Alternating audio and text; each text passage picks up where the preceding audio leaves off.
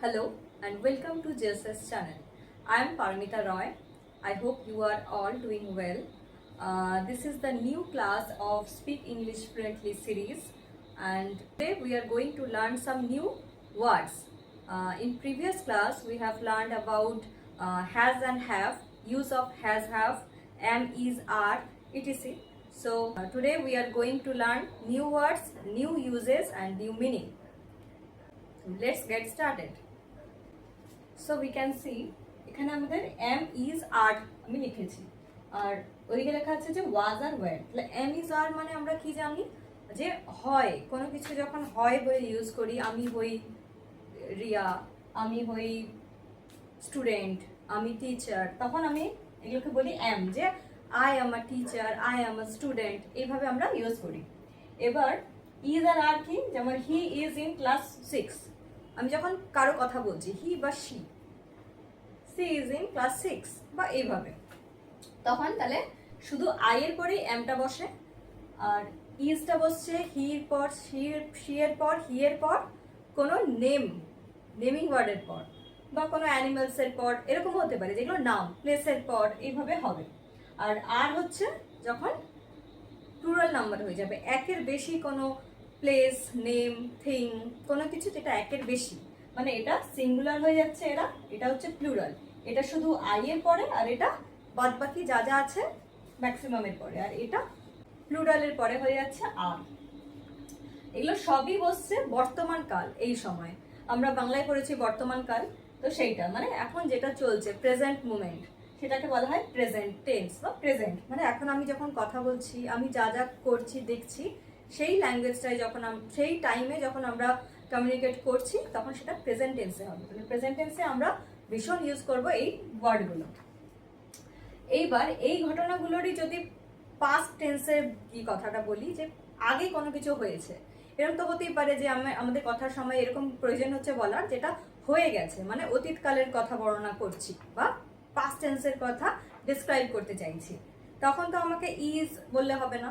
মানে আমি 4 বছর আগে যদি কলেজে পড়তাম, তো আই অ্যাম ইন কলেজ আমি বলতে পারবো না, তাহলে আমাকে বলতে হবে আই ওয়াজ ইন কলেজ। এইভাবে ওয়াজ ওয়ার্ডটা ইউজ করছি আমি সেই সময় যখন আমি পাস্ট বলে দিচ্ছি। তাহলে এদেরই পাস্টটা হচ্ছে অতীতকাল বা পাস্ট টেন্স হচ্ছে ওয়াজ এবং ওয়ার। তাহলে ওয়াজ কোথায়, ওয়ার কোথায়? ওয়াজ হচ্ছে এই এম আর ইজের জায়গায়, এখানে এম এর কোনো ভ্যারিয়েশন নেই, এই দুটোর জায়গাতে ওয়াজ হয়ে যাচ্ছে, আই এর পরে ওয়াজ হবে, হির পরে ওয়াজ হবে, সি এর পরে ওয়াজ হবে, কারো নামের পরে ওয়াজ হবে, place, thing, animals, birds, etc সবার পরে ওয়াজ হবে যদি আমি পাস্ট টেন্স বোঝাতে চাইছি, আগের গল্প। আর এদেরই যখন প্লুরাল হয়ে যাবে, আমি কোনো একের বেশি কারোর কথা বলছি, যখন আমি এবং আমার বন্ধুরা, সে এবং তার বন্ধুরা, বা অনেকগুলো অ্যানিমালসের কথা বলছি, একের বেশি প্লুরাল ফর্ম, তাদের কথা হলে সেই আর এর জায়গায় ওখানে ওয়্যার হয়ে যাবে। তাহলে এবার আমরা কিছু এক্সাম্পল দেখবো, আর এগুলো কোনো মুখস্থ করার ব্যাপার নয়, it's just we have to practice. So I am an adult now, আমি এখন একজন অ্যাডাল্ট, তাহলে আমি বললাম যে I am an adult now. এবার যদি বলি আমি আগে কিড ছিলাম ছোটবেলায়, তাহলে তখন কি করবো? আই অ্যাম আ কিড নাও কখনো বলবো না, তখন আমাকে বলতে হবে I was a kid, I was a kid. তাহলে এইটা হয়ে গেল এম আর ওয়াজ, এই দুটো, এটা হচ্ছে পাস্ট টেন্স, আমি আগের কথা বলছি, এটা প্রেজেন্ট টেন্স, আমি এখনকার কথা বলছি, বাস। তাহলে এবার যদি বলি হি ইজ ইন ক্লাস 6, সেই বাচ্চাটা বা কোনো ছেলে ক্লাস 6-এ পড়ে। এবার আমি বলতে চাইছি যে লাস্ট ইয়ারে সে কোন ক্লাসে পড়তো, তাহলে he is in class 5 last year হবে না, তখন বলতে হবে he was in class 6 in last year. তাহলে খুবই ইজি ব্যাপারটা, জাস্ট ইজটা ওখানে ওয়াজ হয়ে যাচ্ছে, আর কিছু না। আর এটা জাস্ট আমরা যত ইউজ করব, যত বলবো, যত শুনবো ইংলিশ, তত এটা ইজি হবে। সো নেক্সট দেখি, দে আর এনজয়িং ফুড, খাবার এনজয় করছে। আমরা জানি এটা আগের ক্লাসে আমরা শিখেছি যে একটু কোনো কাজ যখন হ্যাপেনিং, তখন আমরা বলবো আর এনজয়িং, মানে ভার্বের সাথে আইএনজি যোগ হয়ে যাচ্ছে, আর একটা বি ভার্ব এসে আছে, am is are, was were, এগুলো হচ্ছে বি ভার্ব। তাহলে বি ভার্বটা জাস্ট চেঞ্জ হয়ে যাবে যদি অতীতকালে আমরা কোনো কাজ করছি, তাহলে কি হবে? They were enjoying their food. They are enjoying their food, তারা এখন খাচ্ছে। আর যদি প্রিভিয়াস কালে খাচ্ছিল তখন they were enjoying their food, তারা তখন খাচ্ছিল। বাস হয়ে গেল, এইটুকুই just. Am is are present tense, present moment, বর্তমান টাইমে এখন যা ঘটছে, what is happening right now, সেগুলোই হচ্ছে প্রেজেন্ট টেন্স। তখন আমরা এই তিনটে ওয়ার্ড ভীষণ ইউজ করবো কথা বলতে বলতে, বা র্যান্ডাম ইউজ হয় এগুলো, যে I am a girl, I am a good girl, তারপরে he is a good boy, he is in class 6, এইভাবে বলবো। দে আর এনজয়িং দেয়ার ফুড, আর তখনই যখন এগুলো পাস্ট হয়ে যাচ্ছে তখন আমরা কি বলবো, I was a kid, he was in class 6, they were enjoying their food, they were at amusement park in that time. So next we have already learned in previous class about has and have. তাহলে what is has and have? যখন has and have আমরা use করি যখন কোনো কিছু আছে বোঝাতে চাই। আমার একটা পেন আছে, আমার একটা ছাতা আছে, এরকম আমার কাছে কিছু যদি থাকে তখন সেটাকে have বা has এরকম ভাবে কারো যদি কিছু আছে বলতে চাচ্ছি। তাহলে কেমন, I have a blue pen, আমার একটা ব্লু পেন আছে। তাহলে এটা যদি পাস্ট টেন্স হয় যে আমার একটা ব্লু পেন ছিল, মেবি এখন নেই, তো সেই কথাটা যখন বলছি যে কোনো কিছু যদি ছিল বলতে চাই তখন সেটা কি হ্যাভ হবে না, সেটা কি হবে, তখন সেটা হ্যাড হয়ে যাবে। হ্যাজ আর হ্যাভটা অতীতকালে বা পাস্ট টাইমে যদি বলতে চাচ্ছি তখন হ্যাড হবে। তো হ্যাজ কোথায় বসছে, হ্যাভ কোথায় বসছে, তাহলে একটু দেখে নিই। আগে আমি হ্যাভটা বলে নিই, হ্যাভ কোথায় কোথায় বসছে। আর হ্যাজ আর হ্যাভ প্রত্যেকেরই পাস্ট টেন্স হচ্ছে হ্যাড, এখানে কোনো দুটো নেই, একটাই আছে। আর এখানে দুটো রকম জিনিস আছে, আরেকবার রিভাইজ করিয়ে নিই আর হ্যাডের ইউজটা দেখে নিচ্ছি। I have a blue pen, I had a blue pen, আমার একটা ব্লু পেন আছে। I have a blue pen, I had a pen বা ব্লু পেন, আমার একটা নীল পেন ছিল, যেটা এখন নাও আই লস্ট ইট। তো এরকম। Then you have a pen, তোমার একটা পেন আছে। ইউ হ্যাড আ পেন, তোমার একটা পেন ছিল। উই হ্যাভ আ পেন, আমাদের পেন আছে, আমাদের একটা পেন আছে। উই হ্যাড আ পেন, আমাদের একটা পেন ছিল। সো এখন মেবি পেনটা নেই, তো আমাদের তাই ওটা পাস্ট টেন্স হয়ে যাচ্ছে, যে ছিল বা ওটা প্রিভিয়াস টাইমে ছিল, তাই আমরা এটাকে হ্যাড বলে দিচ্ছি। দে হ্যাভ আ পেন, তাদের পেন আছে, সেটার পাস্ট কি হচ্ছে, যে তাদের পেন ছিল, they had a pen. Rita and Gita, একজনের বেশি যখন হচ্ছে তখনও হ্যাভ হবে, মানে প্লুরাল যদি হয় যে সাবজেক্টটা তখনও সেটা হ্যাভ হয়ে যাচ্ছে। যে Rita and Gita, they, we, এগুলো যেমন হচ্ছে হ্যাভ পেন্স, তাহলে এটাও Rita and Gita had a pen, had pens, তাহলে তাদের পেন ছিল।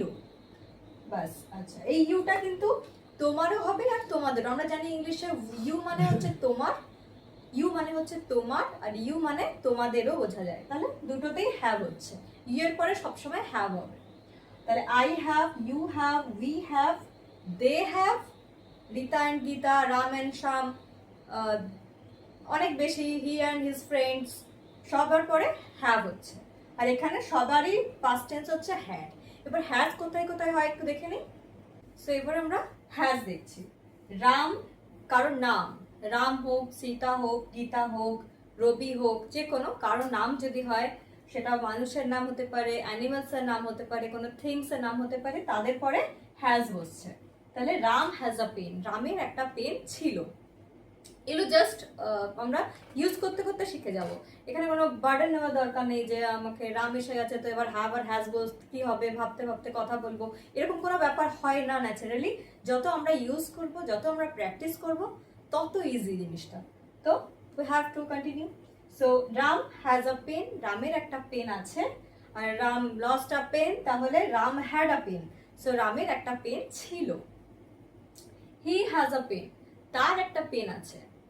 হি হ্যাড আ পেন, তার একটা পেন ছিল। তাহলে এবার এটা পেনের জায়গায় যা খুশি হতে পারে, আমি জাস্ট একটা এক্সাম্পল দিয়ে বোঝাচ্ছি যাতে এটা একটু ধরতে ইজি হয়। সি হ্যাজ আ পেন, তার একটা পেন আছে। সি হ্যাড আ পেন, তার একটা পেন ছিল। ইট হ্যাজ গুড স্মেল, কোন একটা পারফিউম হতে পারে বা কোনো একটা সেন্টেড ক্যান্ডেল হতে পারে, যাই হোক যেটাকে ইট বলা হচ্ছে। ইট মানে এটা, তো ইট এর পরেও হ্যাজ বসবে। তাহলে ইট হ্যাজ গুড স্মেল, এর একটা ভালো স্মেল আছে। ইট হ্যাড গুড স্মেল, তাহলে এটার ভালো স্মেল ছিল। তাহলে নেক্সট আমরা একটা মজার জিনিস জানবো যে এ এন্ড ডি এই ইউজগুলো আমরা খুব করি কোনো ওয়ার্ডের আগে। আমরা যেমন a boy, a girl, an apple, the sun, এরকম। তো কোনটা কখন বসবে খুবই ইজি, এগুলো জাস্ট আমি একটা জানিয়ে রাখছি যে এ এন অ্যান্ড ডি এগুলোকে বলা হয় আর্টিকেল। তাহলে এগুলো কখন ইউজ হচ্ছে? এ টু জেড, এটা হচ্ছে অ্যালফাবেটস। তাহলে এ টু জেড এর মধ্যে 5টা অ্যালফাবেট আমি নিয়ে নেব। সেটা কি কি? এ, E, I, O and you. বাস, এইবার এগুলো ছাড়া এ টু জেড এ যা যা আছে সেগুলো হচ্ছে কনসোনেন্ট। কি কি আছে? তো এবার কি হলো ব্যাপারটা, এ দিয়ে স্টার্ট হওয়া যে কোনো ওয়ার্ড বা ই দিয়ে স্টার্ট হওয়া ওয়ার্ড, এরকম এ ই আই ও ইউ, কোনো ওয়ার্ডের ফার্স্ট অ্যালফাবেট যদি এ আই ও ইউর মধ্যে কিছু হয় তখন সেই ওয়ার্ডগুলোর আগে অ্যান বসবে। কেমন? এ দিয়ে অ্যাপল, অ্যান্ড, তাহলে তার আগে এ আছে। ই দিয়ে ইগল, এলিফ্যান্ট। ই দিয়ে স্টার্ট হচ্ছে, ই দিয়ে স্টার্ট হচ্ছে, এ দিয়ে স্টার্ট হচ্ছে, এরকম আই দিয়ে ইঙ্ক, আইসক্রিম। ও দিয়ে অরেঞ্জ, আউল, আমব্রেলা। ইউ দিয়ে এইবার এই ওয়ার্ডগুলোর আগে কি হবে? অ্যান হবে। An apple, an eagle, an elephant, an ink, an ice cream, an orange, an owl, an umbrella. তাহলে কি? I eat an apple today. তাহলে আমি আজকে একটা আপেল খেয়েছি। তাহলে এ অ্যাপেল বলবো না, বলবো অ্যান অ্যাপেল, কারণ এ আই ও ইউ দিয়ে স্টার্ট হওয়া ওয়ার্ডগুলোর আগে অ্যান বসে। There was an elephant in the jungle, তাহলে অ্যান এলিফ্যান্ট। তাহলে এরকম। তাহলে সেরকম orange, I eat an orange today, এরকম। An owl, I buy an umbrella, এরকম। তবে কিছু কিছু ব্যতিক্রম আছে, তবে সেগুলো নিয়ে পরে আলোচনা করা যাবে। আপাতত বেসিক হচ্ছে এই জিনিসগুলো একটু মাথায় রাখলেই হয়ে যাবে, just easy, A E I O U, বাস। আর আবার সেই বলতে বলতে এগুলো হবে, জানিয়ে রাখা জাস্ট। আর বাকি এগুলো হচ্ছে এদের উপর, যেমন B for boy, C for cat, তো a boy, a cat, a dog, a frog, F দিয়ে স্টার্ট হচ্ছে, আ জায়েন্ট, তারপরে হিপোপটেমাস, এরকম করে এগুলো এদের আগে এ বসছে। এই ওয়ার্ডগুলো, এই অ্যালফাবেটগুলো বা এই কনসোনেন্ট দিয়ে স্টার্ট হওয়া ওয়ার্ডের আগে এ বসছে। কনসোনেন্টস দিয়ে স্টার্ট হওয়া ওয়ার্ডের আগে তাহলে এ বসছে। এ বয়, এ ক্যাট, এরকম হয়ে গেল। আর দি কোথায় বসছে? দি হচ্ছে যেটা একটা আছে, যেমন মুন, আমাদের ইউনিভার্সে একটাই মুন আছে, একটাই সান আছে, তাহলে এরকম। তাহলে দি মুন হবে, দি হলে মুন হবে, দি মুন, দ্য সান, এরকম। আর যদি পার্টিকুলারলি কোনো একটা ছেলে নিয়ে কিছু বলছি, কোনো একটা ট্রি নিয়ে কিছু বলছি, কোনো একটা গার্ল নিয়ে কিছু বলছি, যে the girl is short, the boy is tall, the tree is large, তো তখন সেই ছেলেটি, মেয়েটি, এরকম পার্টিকুলার কারো কথা বললে তখন আমরা দি ইউজ করতে পারি। তো এই হলো বেসিক আমাদের আর্টিকেলসের গল্প, এগুলোকে বলা হয় আর্টিকেলস। তো আমরা জাস্ট প্র্যাকটিসের মাধ্যমে এগুলোকে মাথায় রাখবো, যে এবার ধীরে ধীরে ধীরে ধীরে আমরা অনেক প্র্যাকটিস করবো এবং সব শিখে যাবো। So now I am going to tell you a story of a lion and a mouse. One day a lion was sleeping under a big tree. A mouse came there and started playing near the lion. Suddenly the lion woke up and caught the mouse and asked the mouse, "What are you doing here? I am very angry and I am going to eat you alive." The mouse became so afraid and told the lion that, "Please let me go. I may help you one day." The lion thought, how could a little mouse help the lion? He laughed and let the mouse go. After some days, the lion was trapped in a net. He tried hard to escape from the net, but he failed.